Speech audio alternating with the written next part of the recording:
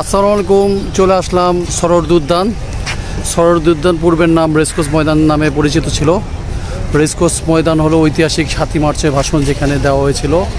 আজকে এই সরোয়ার্দী উদ্যানের আমি চারোদিকে ঘুরে দেখব ও আপনাদের দেখাবো।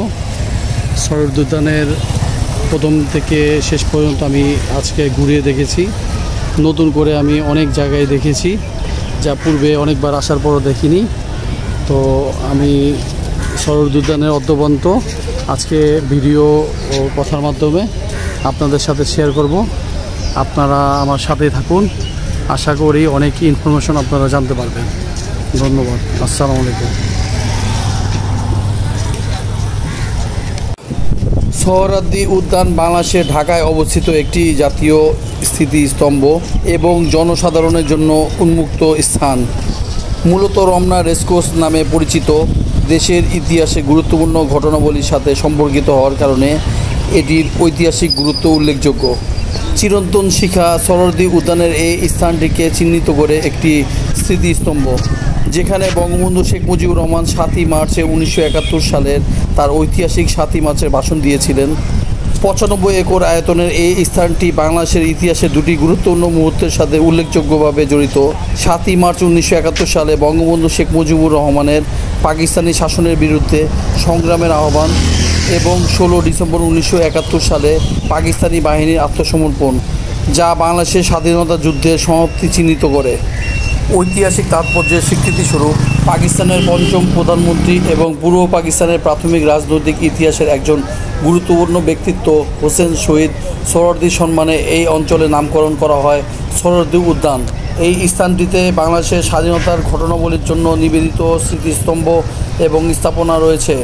উপরোক্ত সরোয়ার্দী উদ্যান বার্ষিক 21শে বইমেলা আয়োজন করে, যা দেশের বৃহত্তম বইমেলা, যা বাংলা সাহিত্য ও সংস্কৃতি উদযাপন করে। শিখা চিরন্তন অনন্ত শিখা।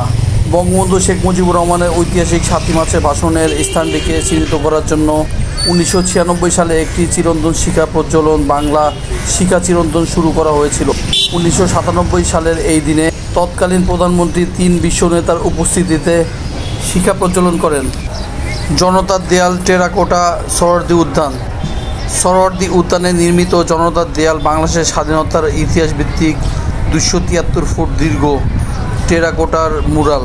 1948 থেকে 1971 সাল পর্যন্ত বাঙালি জাতির মুক্তি সংগ্রামের ইতিহাস এতে টেরাকোটার মাধ্যমে ফুটিয়ে তোলা হয়েছে। টেরাকোটাটির অবস্থান সরোয়ার্দী উদ্যান, ঢাকা। স্বাধীনতা স্তম্ভ বাংলাদেশের মুক্তিযুদ্ধের স্মারক হিসেবে নির্মিত একটি স্মৃতিস্তম্ভ। এটি ঢাকা শহরের কেন্দ্রস্থলে অবস্থিত সরোয়ার্দী উদ্যানের অভ্যন্তরভাগে নির্মাণ করা হয়েছে। সরোয়ার্দী উদ্যানের উত্তর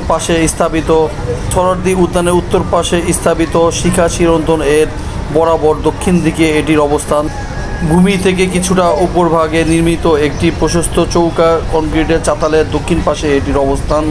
এই চাতালের পশ্চিম পাশে রয়েছে একটি কৃত্রিম জলাধার এবং পূর্ব পাশে রয়েছে টেরাকোটায় আচ্ছাদিত একটি অনতি দেয়াল, যার পিছনে ভূগর্ভস্থ স্বাধীনতা জাদুঘর এ যাওয়ার সিঁড়ি।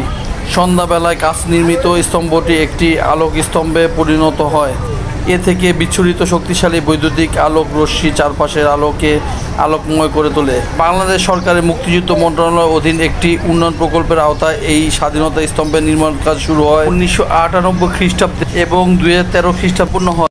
সরোয়ার্দী উদ্যানে বিভিন্ন স্থাপনা। শিখা চিরন্তন। 1971 সালে 7ই মার্চ সরোয়ার্দী উদ্যানের এই স্থানটিতে দাঁড়িয়ে বঙ্গবন্ধু শেখ মুজিবুর রহমান তার ঐতিহাসিক 7ই মার্চে ভাষণ প্রদান করেন। স্বাধীনতা জাদুঘর সরোয়ার্দী উদ্যানের অন্যতম স্থাপনা। এই জাদুঘর বাংলাদেশের স্বাধীনতা সংগ্রামের ইতিহাস চিত্রিত করে।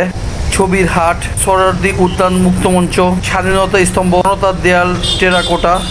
সরোয়ার্দী উদ্যান বা রমনা রেসকোর্সের দক্ষিণে রমনা কালী মন্দির, পুরনো হাইকোর্ট ভবন, হাজী শাহবাজের মাজার ও মসজিদ এবং 3 নেতার মাজার।